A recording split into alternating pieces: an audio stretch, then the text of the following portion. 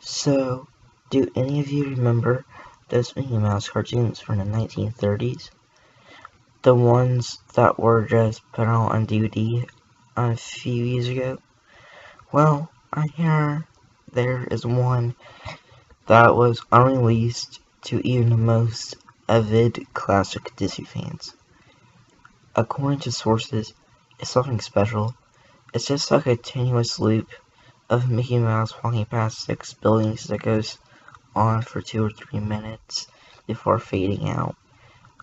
Unlike cutesy tunes, and though the song on this cartoon was not a song at all, just a constant banging on a piano from it in a half before going to white noise for the mirror for the film. It wasn't the jolly old Mickey we have come to love either. Mickey wasn't dancing, not even smiling, just kind of walking as if you and I were walking, with a normal facial expression. But for some reason his head tilted side to side as he kept this dismal look.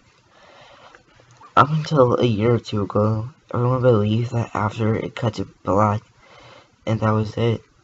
When Leonore Melton was reviewing the cartoon to be put in a complete series, he decided it was too junk to be on DVD, but wanted to have a digital copy due to the fact that it was a creation of Walt Disney. When he had a digitalized version up on his computer to look at the file, he noticed something. The cartoon was actually 9 minutes and 4 seconds long. This is what my source emailed to me in full. He is a personal assistant and one of the higher exclusive at Disney, and an acquaintance of Mr. Malton himself. After it cut to black, it stayed like that until the 6th minute, before going back into Mickey walking. The sound was different this time. It was a murmur. It wasn't a language, but more like a gurgled cry, as the noise got more indistinguishable and louder the next minute. The picture began to get weird. The sidewalk started to go in directions that seemed impossible, based on the physics of Mickey walking, and the dismal face was slowly crawling into a smirk.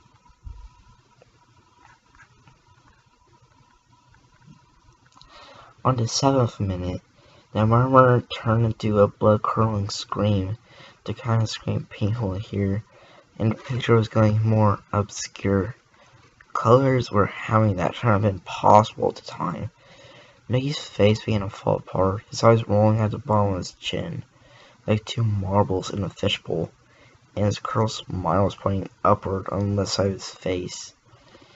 The buildings became rubble floating in the air, and the sidewalks was still impossibly navigating in warped directions. A few seeming inconceivable with what we as humans know about direction. Mr. Moulton got disturbed and left the room, staying employed to finish the video, taking notes on everything else happened until the last second. And afterward, immediately stored a disc of the cartoon into a vault. The distorted scream lasted 8 minutes and a few seconds in, when it abruptly cuts to Mickey Mouse's face as he credits the end of every video with that sounding like a broken music box playing in the background. This happened for about 30 seconds, and whatever was in the remaining 30 seconds, I haven't been able to get a sliver of information about, from a security guard working under me who was making rounds outside that room. I told that after the last frame, the employee stormed out the room with pale skin, saying that real suffering is not known, several times before speedily taking the guard's pistol and shooting himself on the spot. The thing I could get out of Leonard Mountain was that the last frame was a piece of Russian text that roughly said, "Decisive hell, bring its viewers back in." As far as I know, no one else has seen it, but there have been dozens of attempts at getting a file on a rapid share by employees inside the studios, all of whom have been probably terminated from their jobs. Whatever got online or not is up for debate, but